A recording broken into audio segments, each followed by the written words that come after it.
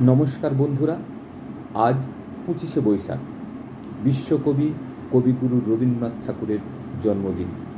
ওনার জন্মদিন উপলক্ষে আমার নিজের লেখা ছোট্ট একটি কবিতা কবি কথা এর মধ্য দিয়ে কবির প্রতি আমার বিনম্র শ্রদ্ধাঞ্জলি নিবেদন করছি। শুরু করি আমার কবিতা কবি কথা।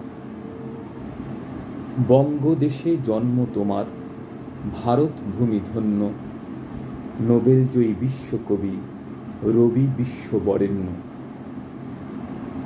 জমিদার কুলজাত কবি, পরিচারক বৃত্তে প্রতিপালন, গৃহশিক্ষকদের শিক্ষা বলয়ে কবির শিক্ষা সম্পূরণ।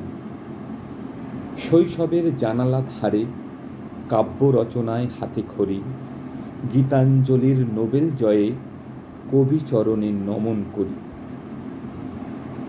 বিশ্বভ্রাতৃত্ব, প্রেম, মানবতা তোমার সঙ্গীত, তোমার কাব্য।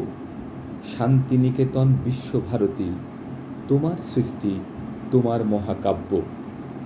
স্বদেশ প্রেমের দীক্ষা দিতে রচিলে স্বদেশী গান, জাতীয় সঙ্গীত তোমার কলমে, ভারতের বাণী জাতির সম্মান।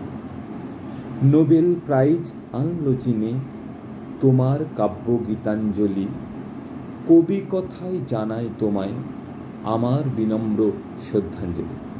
নমস্কার বন্ধুরা, আমার কবিতাটি শোনার জন্য আপনাদের সকলকে ধন্যবাদ।